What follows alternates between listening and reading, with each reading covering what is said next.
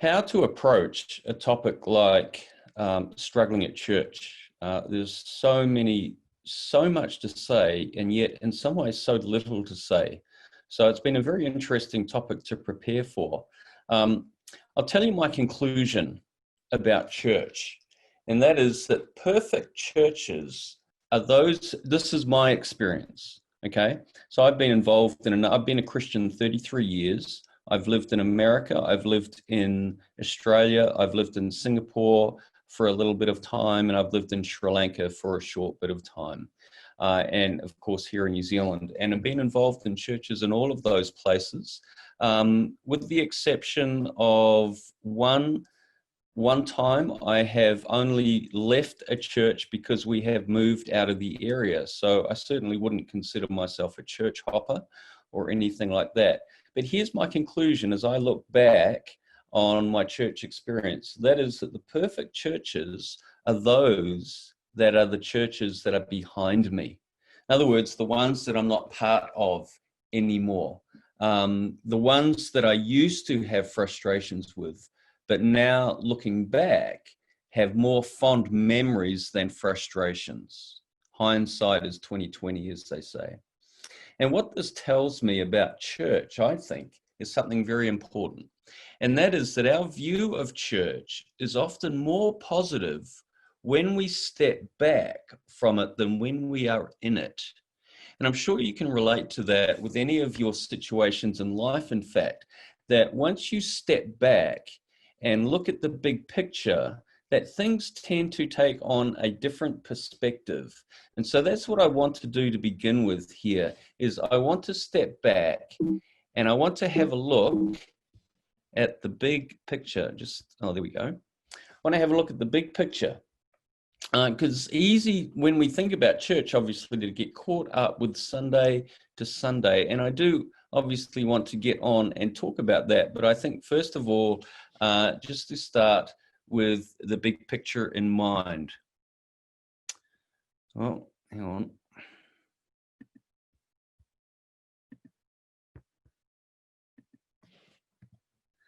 Okay.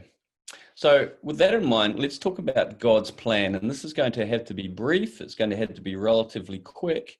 But firstly, to talk about God's plan, because obviously church is part of God's plan. But in order to understand God's plan for the church, we need to understand God's plan in general. Now, a little bit of a warning. This might seem a million miles away from the topic of struggling at church. It's not. I'm simply stepping back, as I've said, to take a look at a look at the bigger perspective, a look at the bigger picture. And the other way to think of it is that I'm doing what the Apostle Paul often does, and that is that we're looking at theology first, followed by application, okay? Or theology first, followed by life. So firstly, think of creation, okay? And I'm just going to, you can look up these verses if you want, but you'll have to be moving pretty quickly. I'm just really going to cite them for you. If we think about creation, the three main verses that I want to focus on are there on your screen. If you think about creation in terms of people and the non-human creation, so that's all of creation, the non-human creation and the human creation. Genesis 1:26 tells us that God created us in his image. In other words, he created humanity to reflect him. If you look at humanity, the aim is to see something, to see a resemblance of God. If you look at his non-human creation, both Psalm 19 and Romans 1 tells us that God's attributes are seen in his creation. Psalm 19, for example, the heavens declare the glory of God. Romans 1, that his invisible attributes are seen through his creation. This tells us something very important about God's heart or his plan, and that is that he wants to make himself known. Okay, his entire creation is designed to reflect something of God. Let's move on to the book of Exodus. This is when Israel are in Egypt. And Moses approaches Pharaoh to tell him that the Lord wants him to let Israel out of Egypt. And Pharaoh, the king of Egypt, says to Moses in Exodus 5 verse 2, "Who is the Lord? I do not know the Lord." And what follows is basically an answer to that question. You probably are familiar with the 10 plagues, the crossing of the Red Sea. It's all an answer to the question, who is the Lord?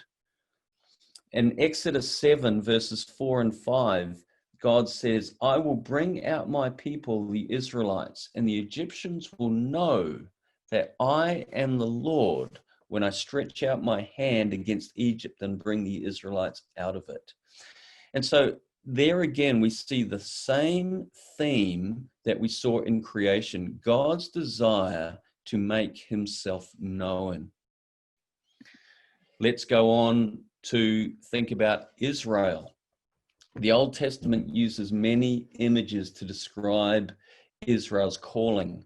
The most common things like a kingdom of priests, or a light, or a servant. Isaiah 43:7 says this, that God created Israel for his glory. Okay? God created Israel for his glory. What does that mean? Very quickly, in Exodus 34, when Moses is down from the mountain, from Mount Sinai, he asks God to show him his glory. And so you know the story. God puts Moses in behind a rock so Moses doesn't get the full view of God's glory, but he gets a partial view, and God passes by and God reveals to him his character. So you see, Moses asks God, "Show me your glory." And what does God do? He reveals his character. Once again, we see the same thing as we saw in creation. The same thing that we saw in the Exodus is God's desire to reveal himself. Okay? In other words, if God created Israel for his glory, what that means is that God created Israel to image him, to reflect him. That's the entire purpose of the law. The law was a reflection of God's character. And if Israel were to obey the law, then they would reflect God's character. Let's move on to Jesus. In John chapter 1:18, it says that Jesus reveals the Father. The Son reveals the Father. John 14:9, you know it well. "If you have seen me," Jesus said, "you have seen the Father." Colossians 1:15 says that Jesus is the perfect image of God. So once again, you notice the connection, notice the theme running through like a thread from creation to Exodus to Israel to Jesus. God's desire to reveal himself. And we move on to something quite relevant, and that is to Christians, to us. Romans 8:29 is probably one of the most central verses describing our purpose, our goal. It says that we were predestined. So you think about destiny long ago, we were predestined to be conformed to the image of God's Son. Once again, think imaging God, okay? But now, of course, imaging Jesus, because Jesus reveals God.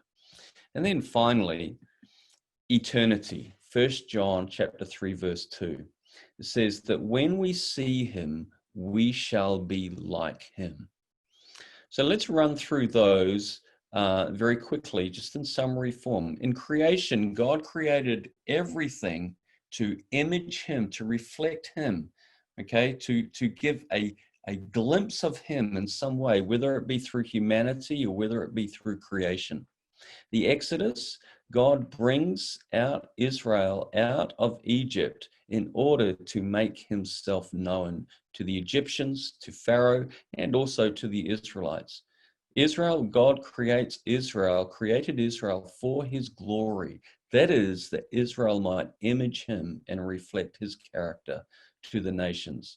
Jesus comes, and what does he do in his coming? He reveals perfectly the Father. He is the perfect image of God. In eternity, when we see him, what will happen? We will image him perfectly. We will be like him. And so this theme runs through the entire Bible, and you see God's heart. You see God's plan is to make himself known.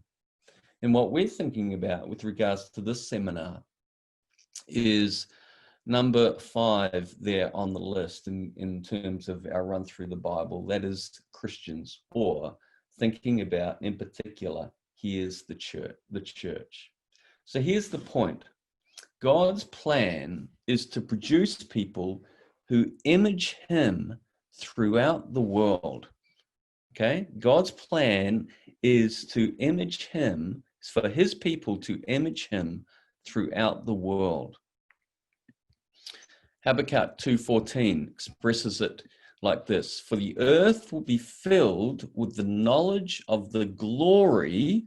So when you think of glory, think of God's character, think of God's presence, think of all that God is. The earth will be filled with the knowledge of the glory of the Lord as the waters cover the sea. And you could also find almost exactly word for word the same thing said in Isaiah 11:9 and Psalm 72 verse 9, or Psalm 72 verse 19.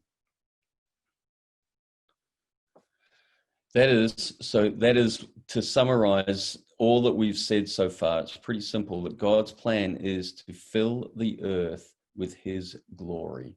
How's he going to achieve that? How do you think he's going to achieve that? By me. That's a picture of me. God's plan is me, that I would fill, that through the way that I would live, that I would contribute to filling the earth with his glory. Put yourself in there, okay? Put yourself in there. Think of Matthew 5:16. Jesus says, let your light shine before others that they may see your good deeds and glorify your Father in heaven. Notice the word glorify. We just read Habakkuk 2:14 before. For the earth will be filled with the knowledge of the glory of the Lord as the waters cover the sea. There it is. There's God's plan. That the earth will be filled with the knowledge of the glory of the Lord. Now look at Matthew 5:16. Let your light shine before others, that they may see your good deeds and glorify your Father in heaven. You see these two concepts of imaging God, that is good works, and glory coming together. His plan is that his people would live in such a way that they would be attractive, that they would attract people, not to themselves, but to God. Okay? Very simple. I don't know if any of you have seen a movie called A Simple Plan. Watched it years and years ago. And it's about 3 men. They're in the woods one day. It's the middle of winter. It's somewhere in the United States. There's snow on the ground. And they're rummaging their way through the woods, and they come across this plane crash, just a small plane. And the pilot is dead, and they rummage around in the plane and they find $4 million. And so what they do is they devise this plan. It's a very simple plan. And basically the plan is to take the money back to their homes and hide it. And then eventually, when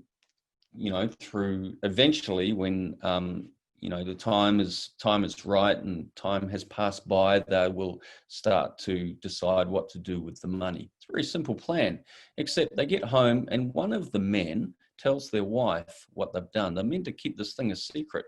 So one of the men tells his wife what had happened, and the wife decides that she's got a better plan.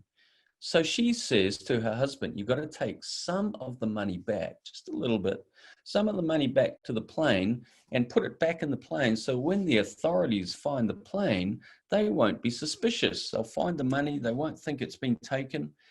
And so he does that. He grabs one of his friends and they go back to the plane.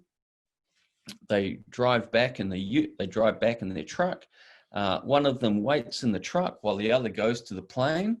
And what happens when the guy is waiting there in the truck? He's pretending to fix his tire, and a farmer comes along in a snowmobile and starts asking him questions. What are you doing here?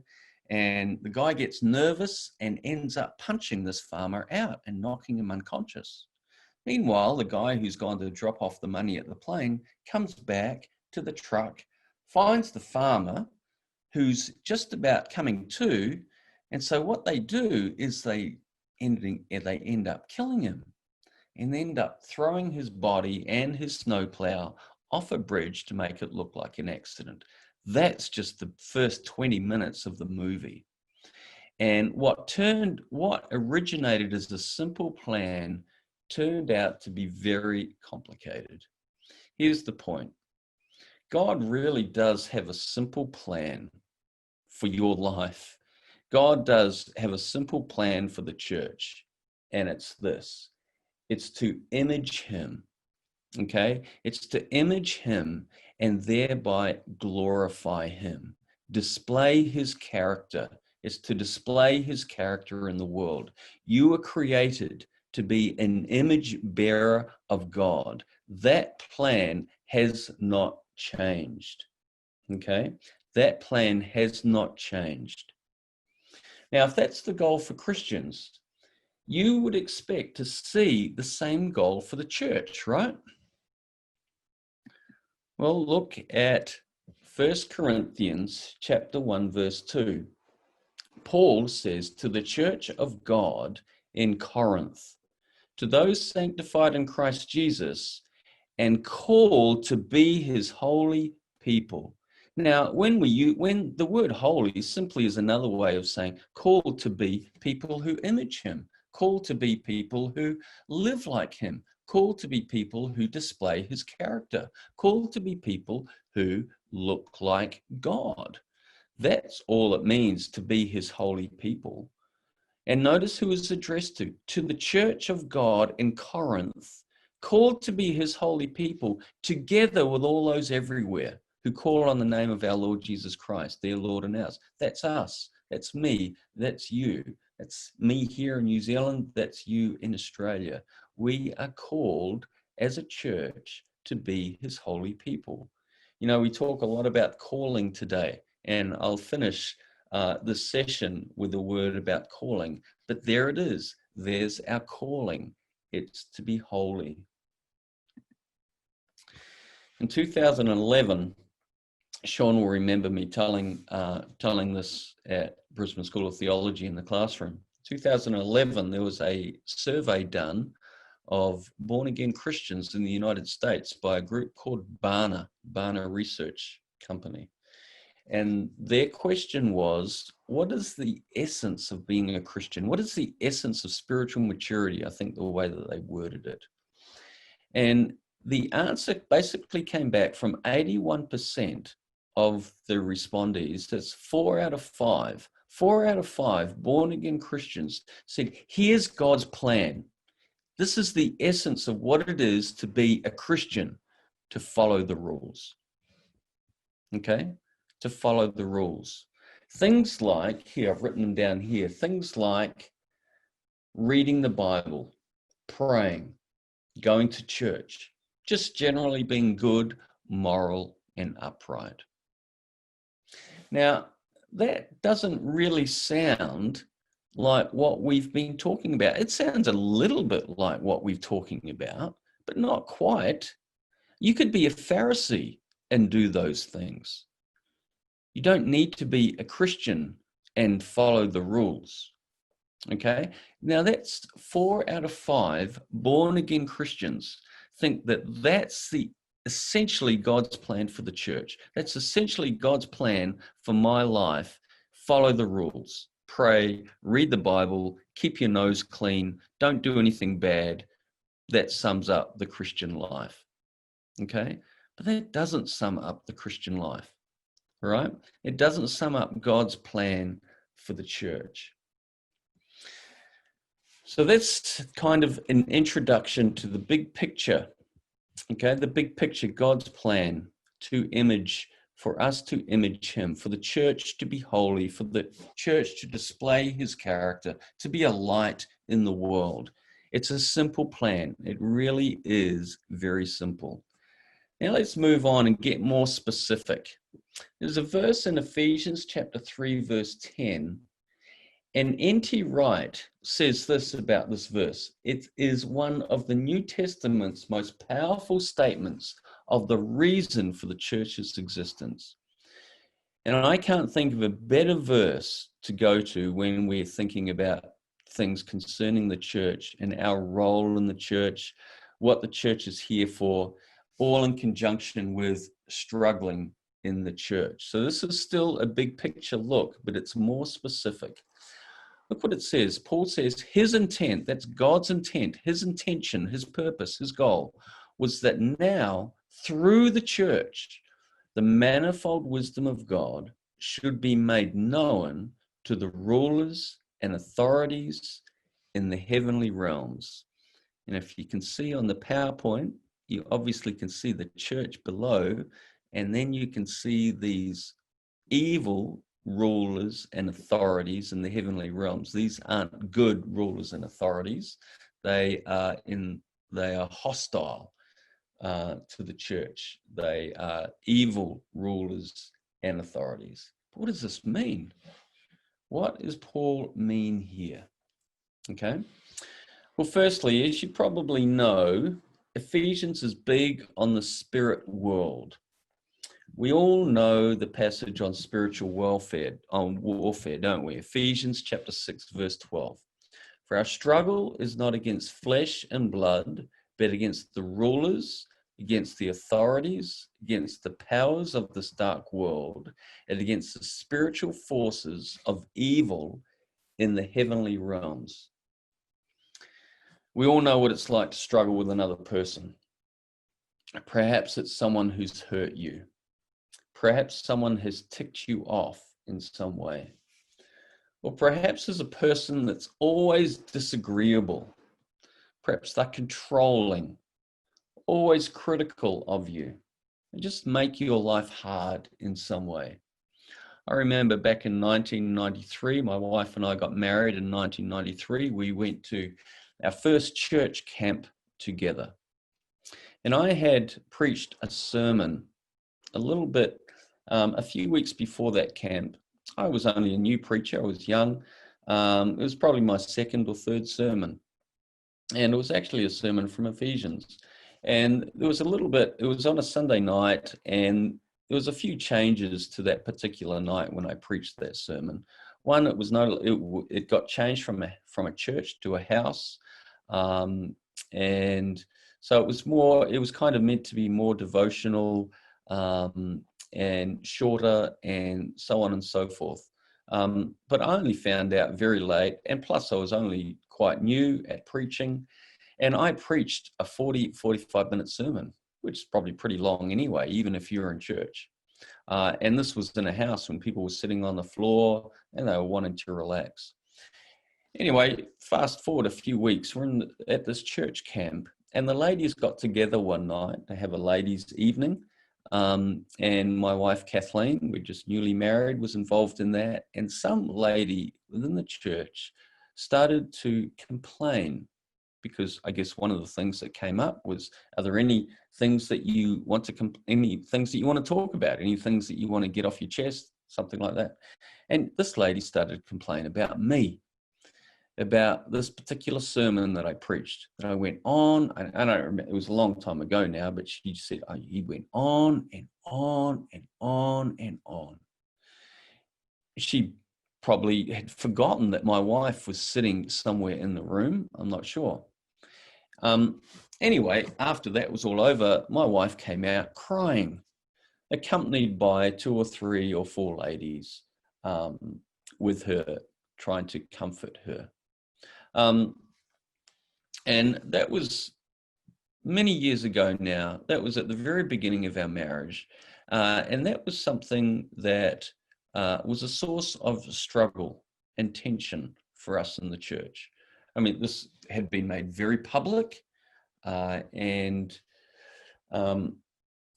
it's very easy to come away from a situation like that thinking that your struggle is with that particular person. My struggle's with this lady. Very easy, isn't it? It's just natural to think that way, that whoever it is that's making our life hard, our struggle is with that person. But you see, this is not what Paul is saying here. Paul is saying that behind the scenes, there is a cosmic struggle going on in the heavenly realms. The struggle is to divide God's people. The rulers, the authorities, the powers, the spiritual forces of evil, they're the ones that are behind the scenes. They're the ones that are really struggling, that we're really struggling with. They're the ones that are attempting to bring us and God's church down. You probably remember in 2 Corinthians, Paul, well, you may not remember this, but Paul urges the Corinthians to forgive one of its members in chapter 2. And then he adds that he himself has forgiven him. And then he says this, he explains why forgiveness is so important. He says, because we are not unaware of Satan's schemes. You hear that? He says, in order that Satan might not outwit us. Forgive this person so that Satan might not outwit us, for we are not unaware of his schemes. Satan's got schemes. That word in the Greek, schemes, kind of sounds like strategy. Satan's got strategies. He's got methods. Ephesians chapter 4, verse 26, 27 says, in your anger, do not sin. Do not let the sun go down while you're angry. You all know that verse. Notice what comes next, directly after it. And do not give the devil a foothold. You see what Paul is saying in 2 Corinthians 2 and in Ephesians 4? That tells us something significant. The devil gets a foothold when there are problems in our relationships with one another. So if you're struggling at church, and if you're struggling because of certain relationships, this point is worth pondering. Your battle is not with people. Your battle is against the hostile spiritual powers. See, the goal of Satan and his rulers and authorities is to wreak havoc in the church. Think through another number of examples in Scripture. Jesus was tempted at the beginning of his ministry by Satan, right at the outset, the very first thing he comes up against. Satan tried to prevent Jesus from going to the cross. Do you remember when Jesus told his disciples that he was going to die and then be raised in 3 days? And Peter pulls him aside and rebukes him. And what does Peter say? Get behind me, Satan. Jesus told Peter later on that Satan has asked to sift all of you as wheat. He wanted to bring them down. In Acts chapter 5, Satan filled Ananias' heart and tried to undo all the work that the early church was doing. 2 Corinthians 11:14 tells us that Satan himself masquerades as an angel of light. In other words, he looks Christian. Why would he do that? My wife and I have been getting into this Netflix series at the moment about the CIA. And one of the things that we've noticed is that quite often, it's often somewhere in the storyline, there's an infiltrator within the CIA, within the agency. It's the best way to bring down an organization. Get an enemy to come in that looks exactly like someone working in that organization.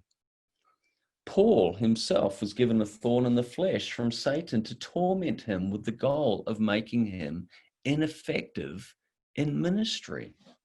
Paul told the Thessalonians that he wanted to come to them time and time again to encourage them in their faith, but Satan blocked our way.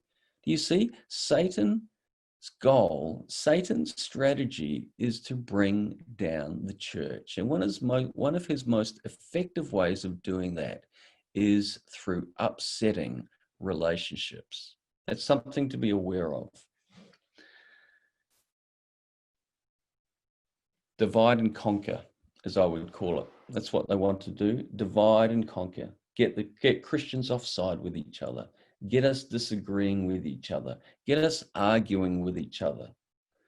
This is why it's important to come back to the big picture, to step back, because otherwise, down on the ground, we tend to forget things like this, and we think that our battle is with flesh and blood. So now let's come back to this verse in Ephesians chapter 3, verse 10. God's intent is that the church becomes an instrument, the means, the vehicle for God's wisdom to these spiritual evil powers, by which the manifold wisdom of God should be made known to the rulers and authorities in the heavenly realms. The church is the vehicle by which that happens. The church is supposed to be an advertisement for God's wisdom to these rulers and authorities in the heavenly realms. So let's just imagine for a moment, pretend that you are God. Pretend that you want to show the enemy just how incredibly wise you are. Okay, so just pretending that you are God, you have wisdom, and you want to show the enemy how wise you are. What are you going to do? How are you going to do that? What scheme are you going to come up with?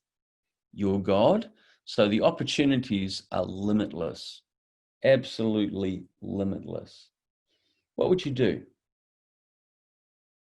What would you choose? Here's what God does. He creates the church. The church. That's his plan. And the church has me in it. I would like the church to have just a replica of me. Then there'd be no problems. Everyone would think like me, right? Everyone would look like me. I wouldn't have any problem with anyone. But the church is not like that. God's plan is not like that. Now, this should tell us a few things. But here's one thing above all else that it tells us. God cares about his church more than we do, right? God cares about his church more than we do.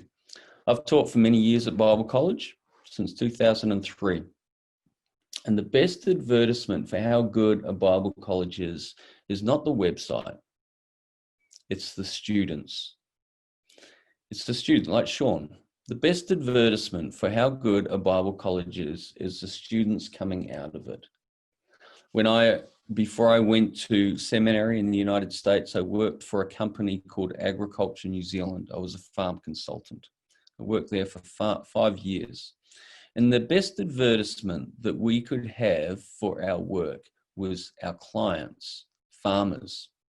And we actually ended up doing that. We found farmers from our client base who were doing well, who were pleased with us, who were following our advice, and they were successful. And what we did, we started to take farmers to their farms to show them how well they were doing in order to advertise us. Take farmers to their farm, to our clients' farms, in order to advertise us.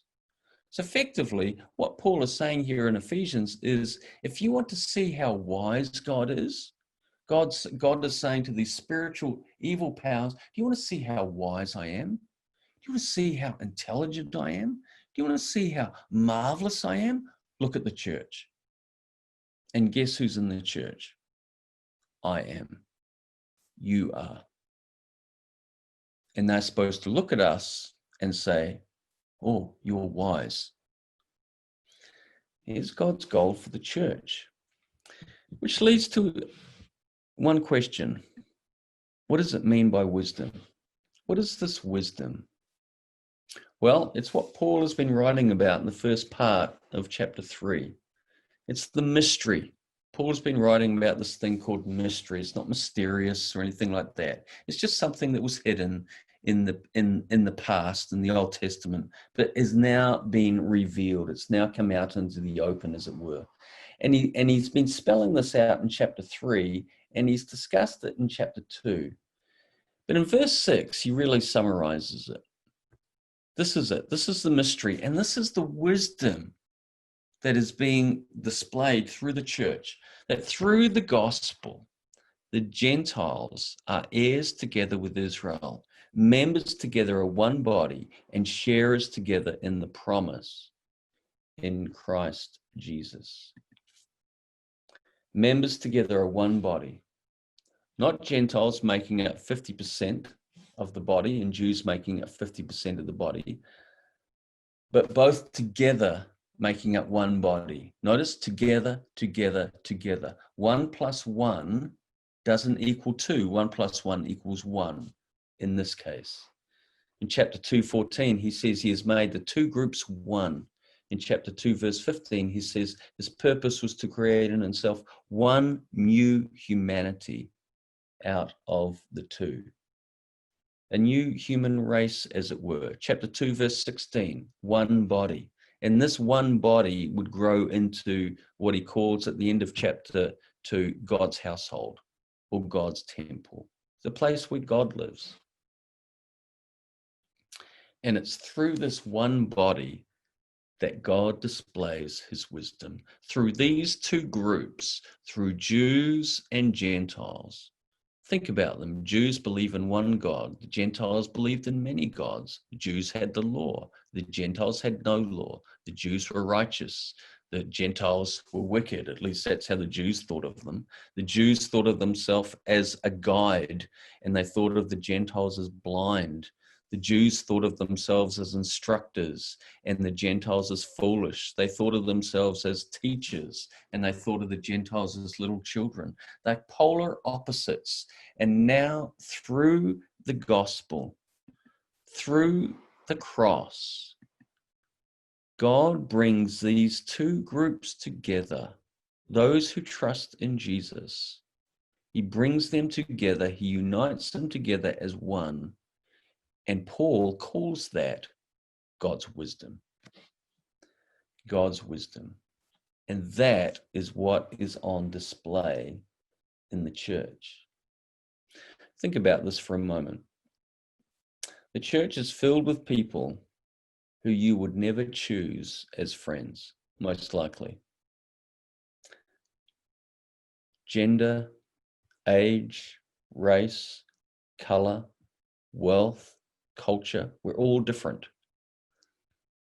And most of us, probably, we would never choose many friends out of the church. And yet here we are all together.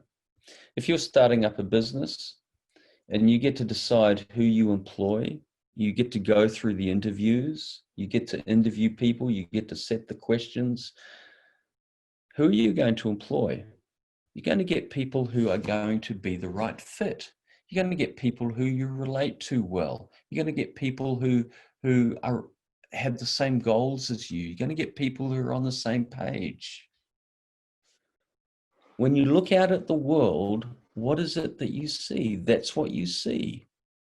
That's what makes effective businesses. That's what makes effective, whatever you like to think of it, government, all the structures, all the organizations around the world, but not the church. The church is different. The church breaks the mold. That is God's wisdom. That is God's wisdom. So that's a big picture look at the church. I think that's important with regards to theology, because we need to come back and take a step back and think about what the goal of the church is. And when we think about relationships and we think about a lot of the struggles that we have in the church, and we think about some of the things that upset us in church, it often revolves around relationships. And we need to step back and realize that who's behind the struggle, and recognize what God's wisdom is in the calling of his church and the calling of many groups, many diverse groups, and bringing them together. So now let's think more practically. Let's think in terms of application. In the promo for this, and that Sean read out at the beginning, I asked a few questions. Here's the first one. How often have you thought, if I had my way, I would do church differently? If I had my way, I would do church differently. I've got to be careful here not to make my examples too specific. But I remember being in churches where I've been frustrated. I've been frustrated. Let me go back to the beginning, which I didn't read what I had here in the introduction. See if I can find it. Let me see some of the things that I added up my frustrations over the years. I've been frustrated with music. I've been frustrated with preaching.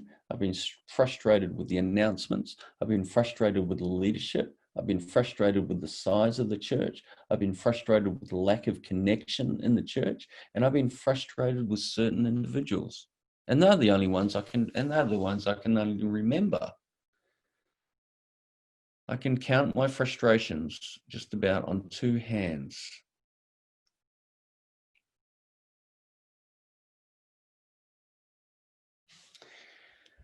Which leads me to a very practical point in terms of application. We can see our struggles as problems, or we can see them as opportunities to grow. We can see them as problems or as opportunities. Let me give you the big idea here, and then we'll look at some scripture. We tend to evaluate strong or inordinate reactions. In other words, we get very upset, or we get very frustrated, or we get very angry, or very impatient. We tend to view those type of reactions in our lives as problems caused by other people or other situations. And as a result, we do what I call misdiagnosis. Okay? Misdiagnosis. In other words, we first notice the symptoms. So we see symptoms like frustration or impatience, anger, bitterness. In other words, struggle. Okay, that we put it under the big word of struggle, frustration, impatience, anger, bitterness. And then we make a diagnosis from these symptoms. And the diagnosis goes something like this: church isn't going the way I think it should. The sermons haven't been great. I'm not growing. And then we prescribe a treatment. We complain. Makes us feel better. We gossip. Again, it makes us feel better. Or we get bitter. Or we start campaigning. Or we decide to leave the church. All of these things make us feel better. But this is what I call, or at least could be, a misdiagnosis. See, the correct diagnosis is that things like frustration, impatience, anger, and bitterness don't come from the Spirit. You see? They come from, this is in Galatians 5, they come from the flesh. And whenever you've got something arising out of the flesh, you know that that's an indication of where you need to grow. You understand? We tend to look at things like frustration, anger, impatience, bitterness. We tend to look at these things as, I've got a problem. Now, what's the diagnosis? The diagnosis is, well, things aren't going right with such and such at church, or the leadership's not doing their job, or the church isn't how it should be. And so this was causing me frustration and all of these various things. So we decide that right treatment is any number of things: gossip, complaining, leave the church. But you see, that's all in the realm of the flesh. And so it's a misdiagnosis. The correct diagnosis is to look at the symptoms. I'm frustrated, I'm angry, I'm impatient. That comes from the flesh. Those must be areas I need to grow. You see, it's no longer a problem, but an opportunity. You see, the enemy wants to get in here and make it look as though the problem is someone else. This goes right back to the Garden of Eden. Remember when God came looking for Adam? What have you done? What did Adam do? He didn't say, oh, the problem's within me. He said, the woman, she made me do it. When God went to the woman, what is it that you've done? The serpent, he made me do it. You see, this goes right back to the Garden of Eden. And the enemy is always trying to get in and make it look as though the problem is someone or somewhere else. But God wants us to see not a problem, but an opportunity. Came across this book years ago. It's called Sacred Marriage. What if God designed marriage to make us holy more than to make us happy? You see, the premise behind this book is that you see something that causes you frustration in your spouse, and what you see is an obstacle to your own happiness. What you see is an obstacle to your own happiness. But what God sees is an opportunity to grow. This applies to all areas of life. You can apply it to the church, sacred church. What if God designed church to make us holy more than to make us happy? How many of our struggles would go away if we suddenly started to adopt that kind of attitude? This is life-changing. If you grasp this, this can be life-changing for whatever area you think of, whether it be your marriage, whether it be church, whether it be a workplace. What if God designed the specific area that you are in, and think of church, not to make you happy, but to make you holy? You see, then when struggles come along, what are these struggles there to do? To serve you, to help you to become more Christ-like, to help you to become more holy, to help you image God, which is his plan. And so what we normally think of as struggles can be turned around from problem to an opportunity. In other words, the person that bugs you is an opportunity now to grow in grace. Your frustration with the singing is an opportunity to learn contentment. Your frustration against never having your views listened to is an opportunity to learn patience. Now, I don't mean here that you bottle things up. It doesn't mean that you don't talk. It doesn't mean that you don't raise concerns or don't approach people.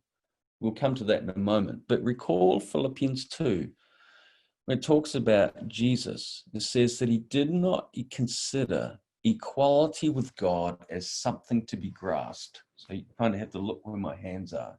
So imagine I'm Jesus and I'm grasping for God. Well, it doesn't say that. It says that he did not consider equality with God as something to be grasped, but he became nothing. He became a servant. In other words, he let it go. Here's the thing. There are things that you want to grasp. There are things that we all want to grasp. We don't want to let them go. And yet that's the Christian life. If we follow Jesus, the Christian life is all about letting go. That is the Christian life, not to grasp, not to hold on, but to let go. And how do you let go without bottling something up? Here's a key verse. You know it well. Romans 8:28. We know that in all things, God works for the good of those who love him, who have been called according to his purpose. All things, not just some things, all things. Good things, bad things, all things. But look what it says. Look what it says in verse 29. For those God foreknew, here's the all things that he's called us to. Here's this purpose.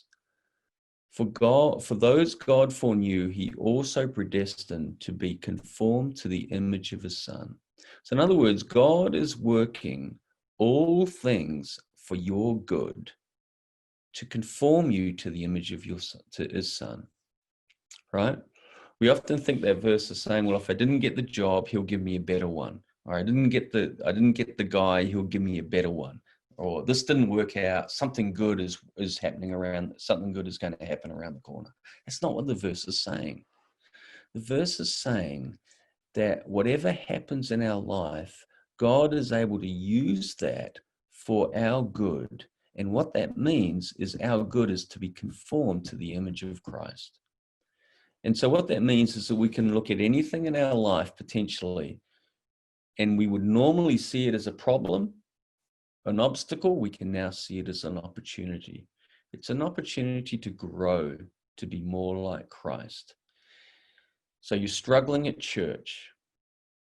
That struggle can be an opportunity now to grow, to be more like Christ. It's all about perspective. I heard a story years and years ago by a man named James Dobson, and it's obviously not a true story, but he told a story about a bird in a bird cage, and his owner would come to the bird every day and feed the bird, and imagine that the bird was, the bird just looked like he wanted to get out. And if you could get inside the bird's mind, it would be saying, let me out, let me out. If only I could get out of this cage. If only you would let me open the door and let me go free, I'd be the happiest bird in the whole wide world, right? Except the bird had a different perspective from the owner. What the bird didn't see was that down the bottom was a big black cat waiting to pounce. And as soon as the bird gets what it wants, the bird thinks it's free, the bird thinks it's happy. But in actual fact, it's dead. And the owner sees that. And here's the point. In our life, we think, if only this would change, if only this would get better, if only I could do that, if only I could be involved in that, my life would be so much better, I'd be so much happier. And yet God has a completely different perspective. You see, he sees the bigger picture. He sees the bigger picture. He sees a perspective that we don't.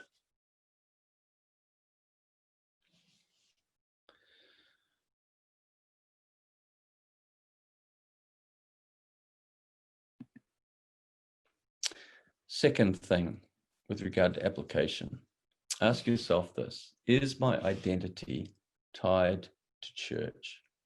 Is my identity tied to church? In other words, my sense of worth or my sense of significance. Okay, if my identity is tied to my work, then my work is giving me worth. My work is giving me significance. So the question could be put like this: does church exist for you, or do you exist for the church? If the church exists for you, then when it's not going well, you are not going well. Okay? If the church exists for you, then your relationship to the church is one of taking from the church. You're taking from the church because that's where your significance is coming from. That's where your worth is coming from. That's where your identity and importance is coming from. So you're taking from the church. I'll explain this further in a moment in a slide. The church exists to give you worth and significance. And when it's not giving you that worth or significance, negative feelings will creep in. If you're involved in ministry, you might become more resentful of the demands being placed on you, for example. You might get tired of giving out. You might feel like you are burning out. But here's the reason these negative feelings are developing. It's because we are taking from church when we should be giving. Let me explain this. There's a wrong way to serve God and a right way to serve God. Acts 17:25 says, he is not served by human hands as if he needed anything. Okay, God is not served by human hands as if he needed anything. 1 Peter 4:11 says, so in other words, don't serve God to give to him because he needs you. Okay, don't serve him like that. Then there's a right way to serve God. If anyone serves, they should do so with the strength God provides, so that in all things God may be praised through Jesus Christ. To him be the glory and power forever and ever. Amen. So here's an explanation. Here's the wrong way to serve God.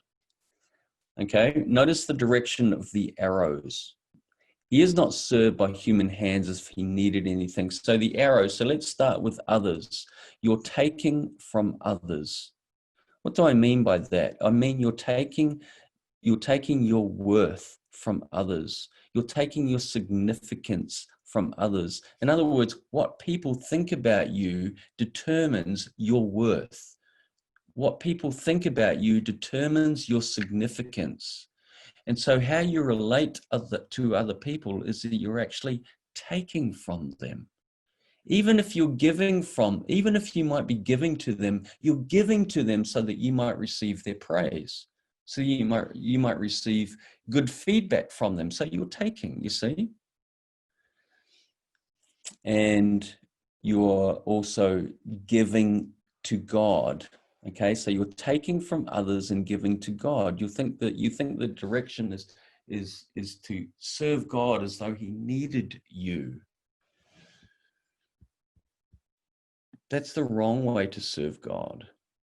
Look what 1 Peter 4:11 says. The arrows go in the other direction. You see, if anyone serves, they should do so with what? With the strength God provides. In other words, what are you doing now in your relationship with God? You're taking from God. What are you taking? You're taking strength.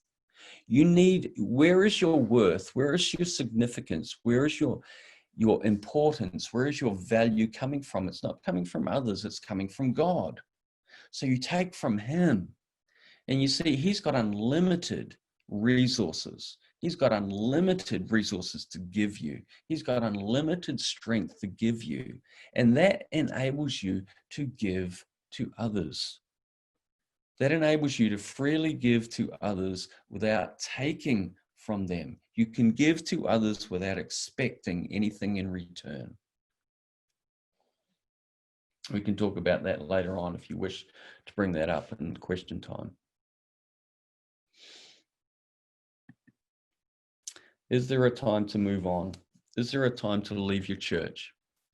Well, just quickly, I found this in Christianity Today. Here are 7 bad reasons to leave the church. Because it's small, or it's getting too big. In other words, because of size. You're not being fed. Remember, these are 7 bad reasons to leave church. You haven't found the right place to serve, or someone has hurt your feelings, or the church is changing. You're hindering the health and unity or growth of the church. You're giving up on church entirely. We can discuss some of those if you want to come back to them. Just aware of time. Here are some practical things to talk about or to think about. Firstly, check yourself for projection. What I mean by projection, psychologists talk about projection. In other words, if you want to discover what your biggest issues are, think about what really frustrates you in other people. What really frustrates you in other people? What really frustrates you about church? Maybe you find your church too controlling. Here is my challenge to you. What frustrates you most about your church? Think about what it is. And then go and look in the mirror. That's projection. Okay? What is it that frustrates you most about your church? Now go and look in the mirror. Look for a long time because it might be hidden. And think about it. Is that true of me? Is your church too controlling, do you think? Well, maybe you're too controlling. It often is that way. I know in my own life the things that frustrate me about other people are true of me. But I've been blind to them. It's like what Jesus says. We often see the plank. We often see the speck in someone else's eye, but fail to see the plank in our own. Is a lack of connection with others the problem? Is that your problem? I put together a very short survey and some of you responded. And one of the questions was, what do you think could be improved in church? And even though the answers varied, a lot of them had to do with relationships. A lot of them had to do with connection. Is a lack of connection with others a problem for you? One of the things that my wife and I did in our first year or so of marriage was we decided, it wasn't a big church that we were in, about 70 people, but we decided to every week invite a family around for dinner. Once a week, have a family, a couple, or a single person, whoever it was, but we'd just go through the phone directory. And that was just a way of connecting with people, a way of getting to know people. And it was great.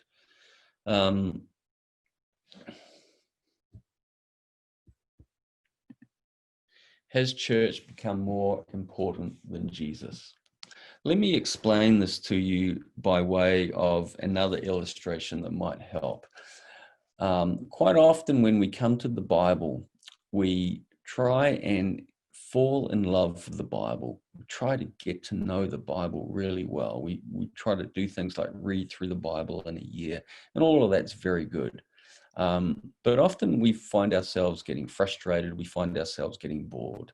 And I think of it like a telephone. Okay. Imagine if someone calls you on your phone, right? And you end up just looking at this phone and you end up trying to kind of fall in love with it, right? You end up trying to fall in love with this phone. And meanwhile, the whole time, the person that's calling you on the phone is shouting down the other end, trying to get your attention. And that's how it is with the Bible, right? The Bible is like a phone, but it's the author of the Bible, that is God, who's trying to get our attention. Okay, the Bible is just the phone. And I want to suggest that that's a similar thing with church. Okay, that behind the church is obviously God, right? And the church is the means by which we relate to him. So the question is, has church become more important to you than Jesus? D, if you feel on the outside, if you feel marginalized at church, if you're struggling and it's causing you to feel marginalized, it's causing you to feel on the outside, just pause for a moment and think about Jesus's attitude towards outsiders. He came to the marginalized. He came to those who were on the outskirts. He came to those who felt alone. He came to the poor. We know this from reading the Gospels.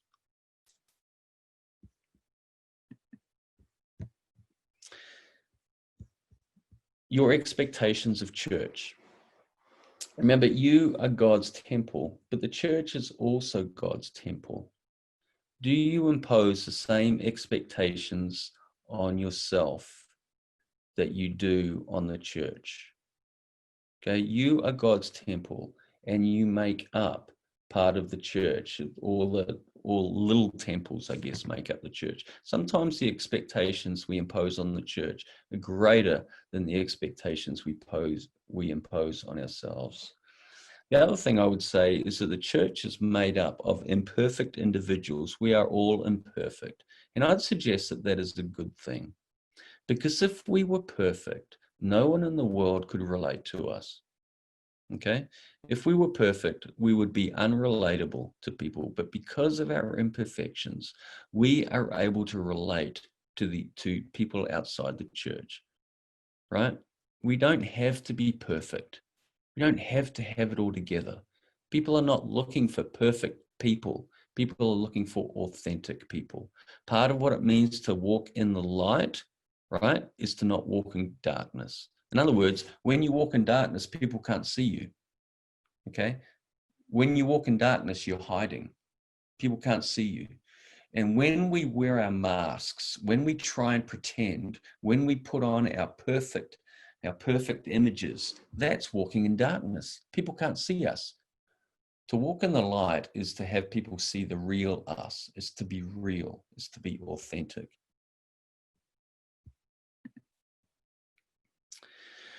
Not so long ago, just before lockdown, I was having a discussion with my life about what I was called to. What is it that God's calling me to? I knew what it was in Australia, but things look a little bit different back here in New Zealand. And anyway, this discussion went on for quite a while. It revolved around the idea of God's calling. And an hour later, I was in 1 Corinthians chapter 1. It was just one of my Bible readings for the day.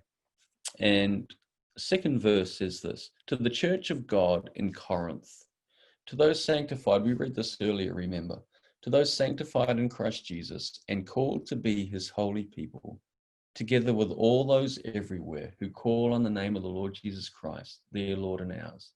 I read those words, called to be his holy people. And it was as though God was saying to me, Alan, this is your calling, right? I'd only just an hour before been questioning my calling. And God was in my mind in no uncertain terms saying, Alan, this is your calling. And what a perfect place, what a perfect opportunity to live out this calling. What a perfect place to live out this calling.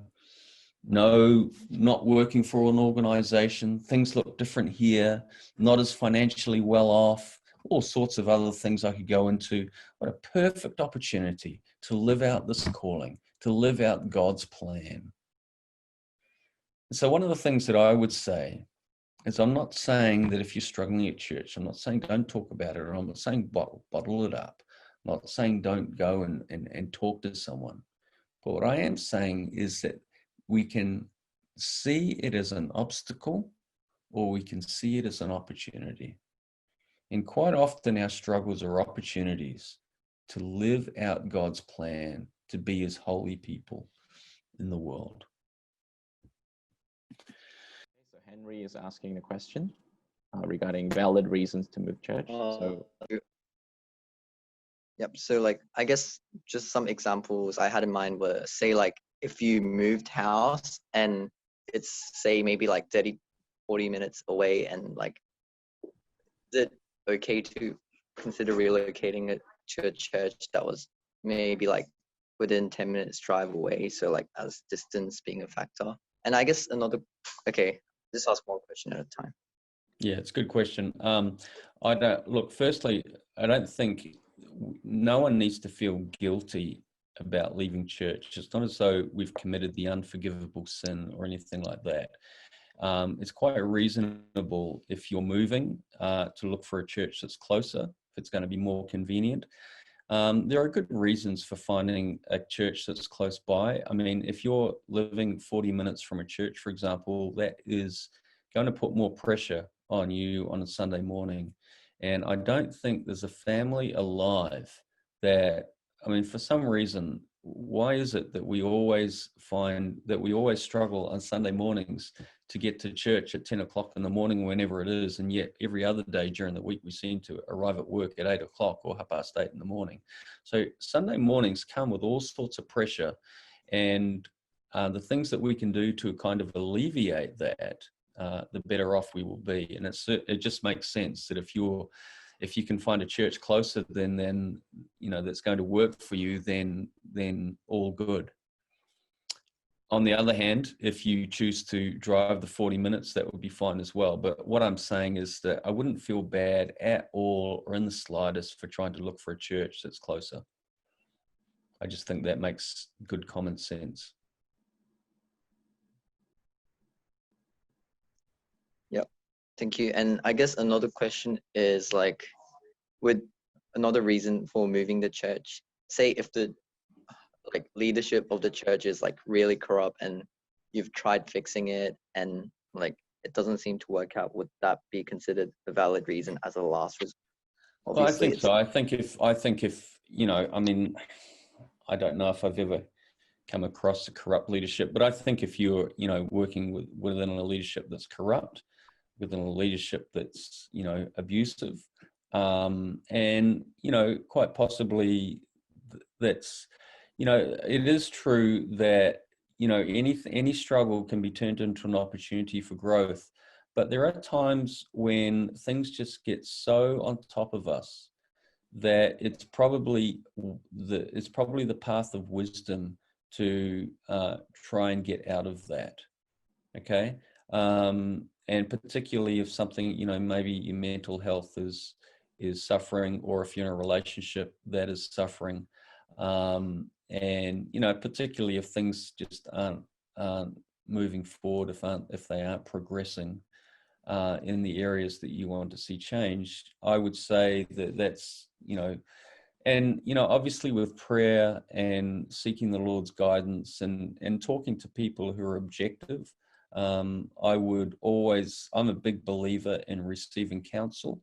Okay, so going to people probably outside of the situation who are more objective, who can counsel you, together with prayer. Then, you know, I don't it's hard to say whether, you know, what situations are valid, because every situation just needs to be taken on its merit. But yeah, I mean, there are going to be all sorts of reasons that we might want to leave, and that may well be a valid reason to leave, particularly if it's having, you know, if it's having detrimental effects on you. Does that help? Oh, yeah. Thank you. Did you want to follow that up, or was that fine? Fine. It's a good question. Okay, anyone else? Any other questions?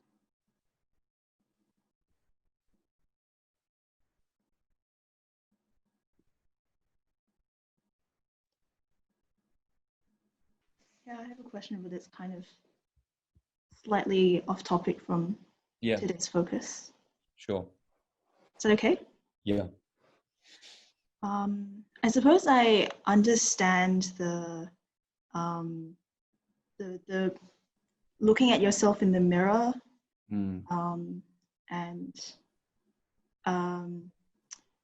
seeing whether you are growing in holiness. If the problem is, you know, you're taking from the church and stuff like that. But what if the problem is, you know, you've done some work on that, and the problem is that you see in others a lack of that? What would you say is a good approach to encourage others, I guess, or to deal with that frustration? Yeah, it's a great question. Well, firstly, I would say is to build a relationship with that other person or other people, okay? Because if you want to speak into someone else's life, then you really, I think, need to earn the right to be able to do that. And it's much easier to be able to speak into someone's life, especially if you've got something difficult to say, if you're close with that person. And, you know, which is really hopefully what we should be in church anyway. We can't be that with everyone, obviously. But if you're noticing something in someone else's life, then perhaps you are close enough to see that. Okay, so I do think that, you know, when you think of church, again, there's so many things that we could have said with regard to this topic, but when we think of church, we think of it as a family, okay? We're brothers and sisters. And one of the things that healthy families do is they talk openly with each other, okay? Now, so we're very, you know, most of us are probably very big on encouraging others. We like to say good things to others. And this is kind of this can come into the giving and taking from others, because if we're one of those people who really gets our identity from what other people think of us, we're going to find it very difficult to actually confront somebody or even rebuke them or even question them on something that we think is not right, okay? We're going to find that very difficult, because if we're getting our worth from them, if we're getting our significance from what other people think of us, then we're probably going to tend to just encourage, just say good things about other people. So the only thing I would say is, if you are confronting someone, then you know, think about what Jesus says in Matthew 7, and I think you probably alluded to that, having examined yourself and so forth, and you go in humility. I think that we probably don't do enough of that kind of thing in church. If you think about it, the way that families run, families are always pulling each other up on things.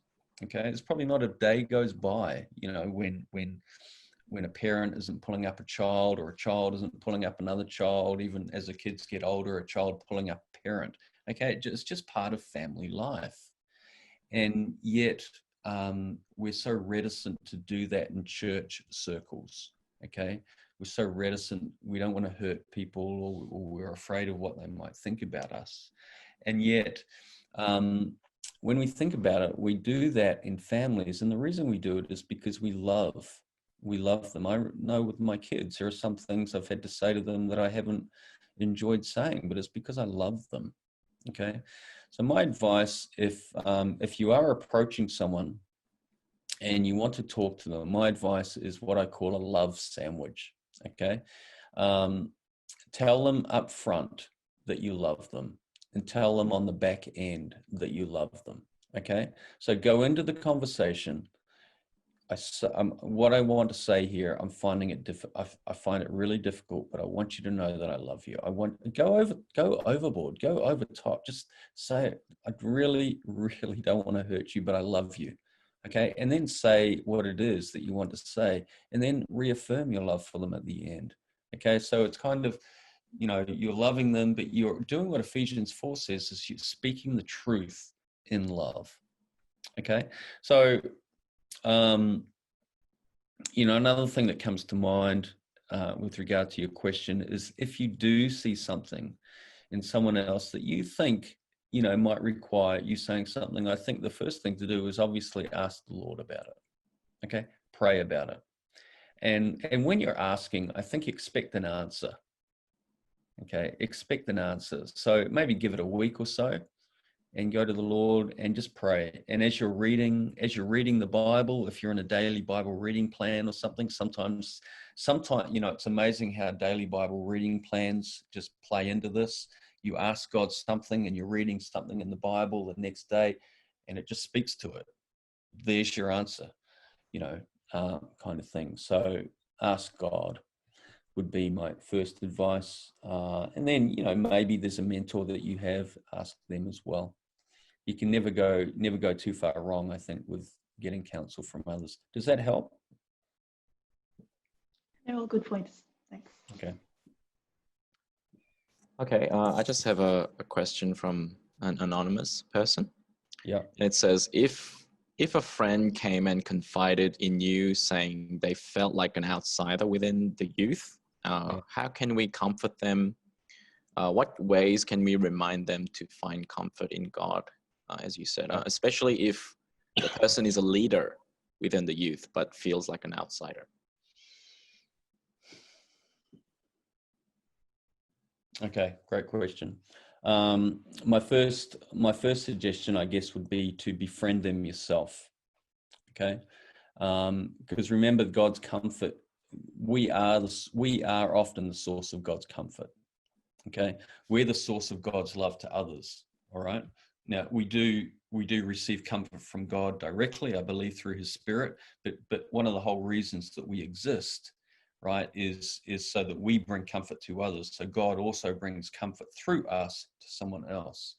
And so I wouldn't make the conversation simply about how you can get comfort from God, but I would also put myself in that position as though, well, maybe God can use me to bring comfort to this person, to bring encouragement to him. And so I would perhaps initiate a relationship there, and the fact that he's a leader, I don't know where that would put you. But anyway, I would initiate a relationship. I'm big on relationships, so I think that's very important. I think one thing to do would be simply to ask a lot of questions. Why is it that you feel like an outsider? And once again, that's going to come through a relationship, right? So imagining getting together at a cafe or something and just talking and, just spending time starting to talk about some of these things. These things don't necessarily happen overnight, okay? Getting to the bottom of these things don't happen overnight. You're in some ways playing the role of I don't mean this professionally, but in some ways you're playing the role of counselor, but you're really being there to be a listener. Okay. And I would envisage some of these things as a little bit of a journey. Okay. As you start to meet, as you start to talk, as you start to listen to them and hear, then you start to get a better understanding of where they're at. But really, it's just, I think the guts of it is really find out why is it that they feel like an outsider. Now, in the midst of all of that, there's an opportunity as well to turn them more to the Lord as well, and talk about some of the things that we've talked about, to go from seeing it as an obstacle to seeing it as an opportunity. And there's some things here, there's things in terms of identity that could be unearthed as well. Do they feel like an outsider because their identity is in the youth group? Yeah. That's something that's quite deep to go into, but basically, if you are looking for your identity from something, from a group of people, when basically you're looking for your worth and significance from them. If that's happening, then you're perhaps more prone to get down, more prone to feel like an outsider, more prone to feel depressed. Okay, that could be, okay, and I say could be, those kind of feelings could be, and I say that very carefully, okay, and with quote marks, could be an indication that perhaps you're holding on to that group, you're asking too much from that group, if that makes sense. There's also other things to talk about as well in terms of, think of your role not so much as a taker from that group, but as a giver. You remember what we looked at, 1 Peter chapter 4, so we take our strength from God and we give to others. So maybe someone in that position who's on the outside, they're more thinking of their role as a taker from the group. But if they change their mindset and think of themselves more as a giver, sometimes when all it takes is a change in mindset and things don't actually change, but our internal outlook changes, our attitude changes, okay? I'm sorry, I feel as though I've kind of answered that inadequately, but there's a lot of things there, obviously, that you could talk through, but I think the foundational thing is to initiate a relationship. Yeah, okay. Yeah, thanks for that. Now, there's a question. Oh, Amos. Okay. Amos, did you want to just ask that yourself? Yep. Hey, Ellen. I know that you mentioned that we have to change our mindset from taking from people to take from God instead. Yeah. But I also understand that it is very important to grow in the teaching of the Bible in our church. In other words, preaching, Bible studies, fellowship, etc. What do you say about a church that does not have good preaching, good Bible studies, good fellowships, etc.? I've heard that we can still get them from our personal Bible studies, but I just want to hear your thoughts. Yeah, it's a really good question, and I don't know if there is a I can't legislate. Okay, so because what I'm not going to say is, okay, if you're not getting good teaching, then leave. Because not every church has good teaching. Okay, not every pastor is as good as the one down the road, for example, and so obviously we would want good teaching. I've been in churches before where the teaching hasn't been great, okay, and we've stayed. If you're a mature Christian, then you really, I think I think regardless of who you are, perhaps, particularly if you're a mature Christian or been a Christian a while, you want to take that kind of thing into your own hands. You want to be responsible for it in a sense that you can't put yourself in a position where you just rely on the preaching. Okay, you want to be in the Word yourself, day after day after day. You want to be hopefully involved in outside Bible studies and so forth. And there's so much we can listen to online. So you don't want to be like the parent who sends their kids off to youth group and just expects the youth group to raise their kids, for example. If the youth group's not going well, then my kids, how my kids turns out depends on the youth group. So we don't want to be in that position with regard to preaching of the word. My growth isn't dependent upon how good or bad the preaching of the word is on Sunday. I think that's probably worth saying. In terms of whether it brings you to a point of wanting to leave or not, again, I think that is just a matter of if it's something that continues to weigh on you, I would treat it a bit like just discerning God's will. Start praying about it. Start asking God about it. I'm really, is it something that you just feel like you just need to go somewhere else? Again, there's no right or wrong. That's okay.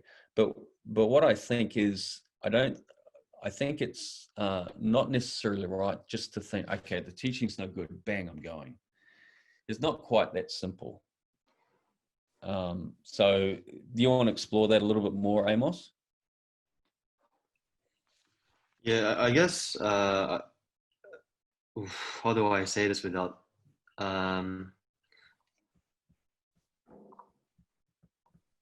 what about a church that doesn't have, doesn't have pastors, for example, or regular pastors, for example, like how about that? For example, a church that is probably not gospel centered, because I know friends who leave church because of that, and I just think to myself, like, what would I do? I don't know.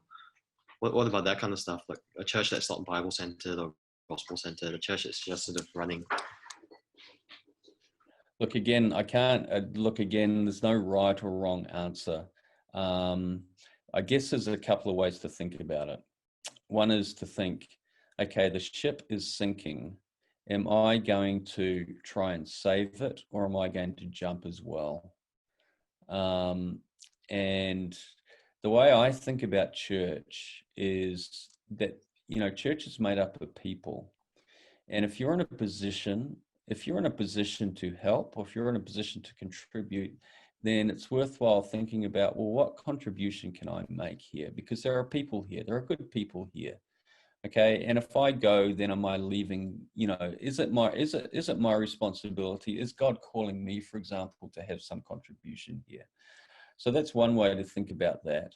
Another way to think about it is to think about, for me personally, and I guess the issue to think through is how much of an impact is this having on you personally? Does that make sense? How much of an impact is it having on you personally? Other things to think, and because if it's not having much of an impact upon you personally, then, is there any harm in staying? The things to think about here is that can you be of some good if you stay? These are not easy questions, okay? And I can't give a right or wrong answer, but these are questions to think through. Can I be of some good if I stay? Or is it just, is it better for me to go? And the other thing to ask would be, why isn't it gospel centered? Okay, why isn't it Bible centered? And is there any chance of that ever changing? Are people, is the leadership just ignorant? Are they naive, or is there something more? Again, these are difficult questions. I was in a church many years ago on the Sunshine Coast pastoring, and for a time we went through a season where we had an influx of people. They were leaving another church because the Bible wasn't being opened at the church for weeks on end. They were listening to sermons, but the Bible wasn't being opened. So there were people coming to the church I was in because they were in exactly the kind of position that you're describing. I'm not going to say there's a right or wrong thing to do. I just think that every individual has to weigh there's different things that they need to weigh, because a church is more than just preaching, obviously. Okay, and the question that really one needs to think through is, how much of an impact is this having upon me and my relationship with the Lord and my relationship with other people? Okay, so, you know, I guess, I'm sorry, but I guess if there's one thing to kind of get out of this discussion, it's not so much what's the answer, it's what are the questions that I need to ask, right? What are the questions that I need to ask? What are the discussions that I need to be having? What are the relationships, if any, that I need to start forming? Okay. What would you know, I don't mean it as a cliche, but what would Jesus do in this situation? You know, and that answer is not necessarily going to be the same for me or as it is for you, for example. We might come out a different place.